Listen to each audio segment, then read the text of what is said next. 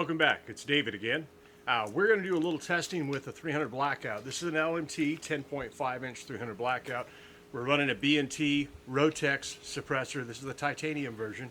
And what we want to test out is the SureFire Optimized bolt carrier group. See if it changes, how much gas is going back. See if you can notice the delay of blowback.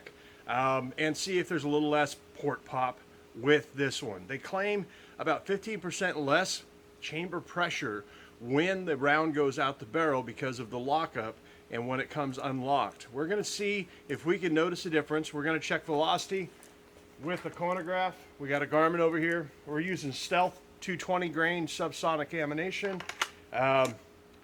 Stay tuned and let's see if we can see any difference. First off, we're going to start off with the LMT bolt carrier, and then we'll switch over to the SureFire Optimized bolt carrier group.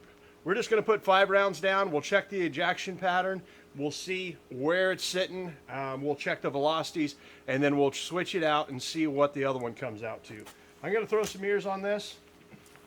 This is a private range out at the place, so let me get eared up, and we're going to shoot a few shots.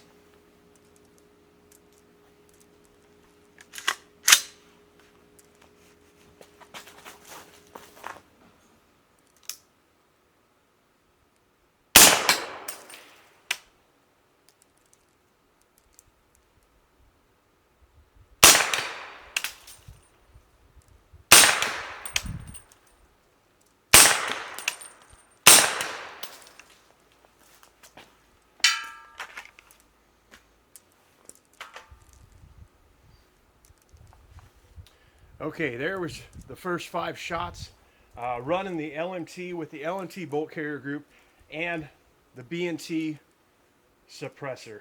Sound really good. Looks like it ejected everything fine right back to, let's say, the 3 o'clock, 4 o'clock, shooting right back toward that camera. Let's just see what happens when we switch it over to the SureFire. And then we'll reload that mag up and go again.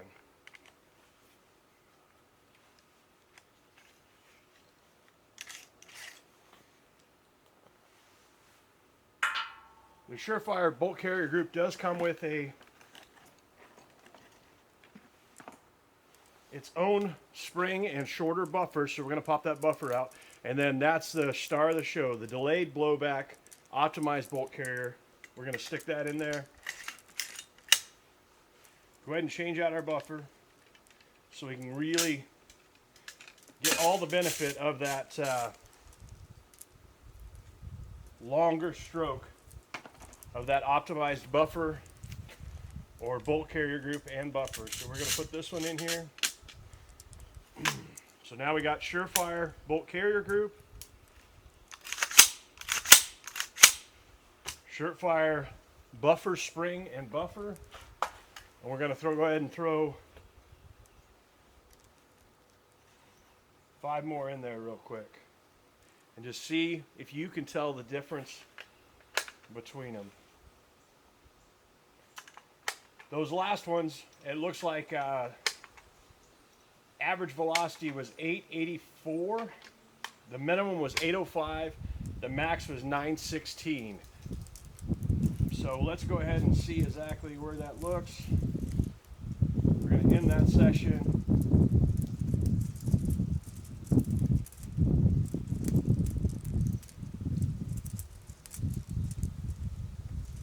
Then we'll see what we get with this one. Then we'll jump into the app and just see truly what the standard deviation is and stuff. We just saw the extreme spread where the plus and minus was, and we'll go from there. We're going to go throw 5 more in there real quick with the SureFire and put some rounds down.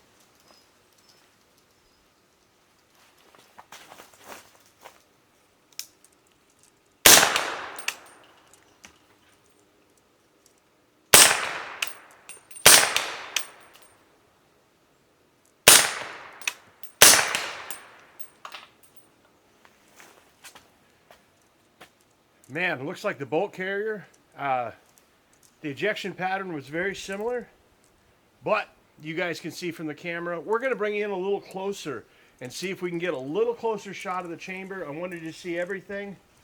That particular shot rounds, the minimum was 905, the max was 952, and this is all that Stealth 220 grain ammunition. Seemed like it cycled fine, everything looks good.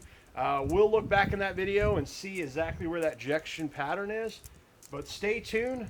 We're going to bring you right in close to that chamber and see if you can see any difference in the delay or the blowback. See if it slows down that opening. I don't have any super slow-mo that we can go, but we're going to try to get you in close and see if you can see any difference in the gas coming back. All right, we still got the SureFire Optimized bolt carrier and buffer in here. So we're going to do another 5 of the Stealth Arms 220 grain. You can take a look and see if you see a difference. Go ahead and get that loaded up.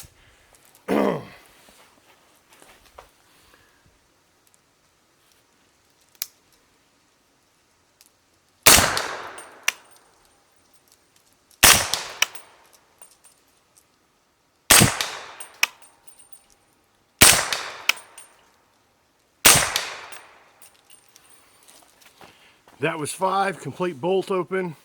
Little gas coming back now that the chamber's open. You let me know if you think there was more gas in that one. We're gonna break this open, change it out back to the LMT original, and go from there. Gonna go ahead and end that session with the Garmin so we can see exactly if it affected the SDs, the standard deviations, and the extreme spreads. Switch it right back to the LMT setup. This particular buffer system is an H2 with the original LMT bolt carrier group. This is a complete 10.5 LMT upper.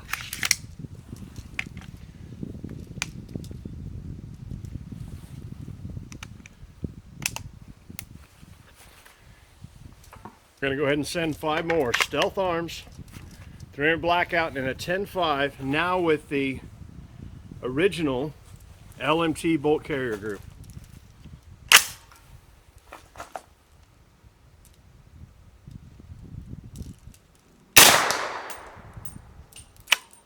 Man, I noticed a lot more port pop with this one. I don't know if you've seen or heard the difference, but a lot more port pop. I'm going to go ahead and put my ears on for the rest of these shots. It's right on the edge of being comfortable, where I took those last 5 shots with the SureFire completely without ears on. So we're going to go from here.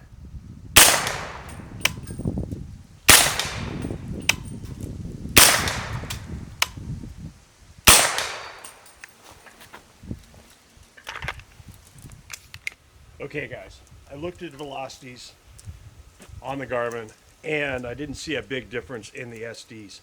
I'm going to have to do some more testing with a 5.56, 6 arc, 22 arc, and see if it helps out with consistent SDs. With this particular ammo, you know, it's Stealth 22 or 220 grain, which is probably not the most consistent ammo.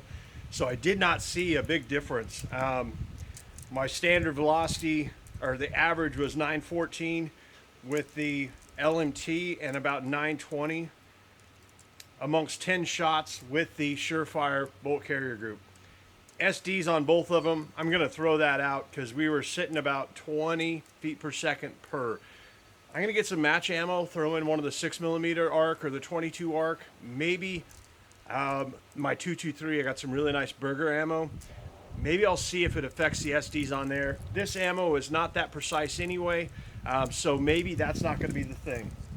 I did notice though, I don't know if you see it in the video, but I did notice on the first shots, I was wearing ear protection on that first time, every shot. And then when I put the SureFire back in there,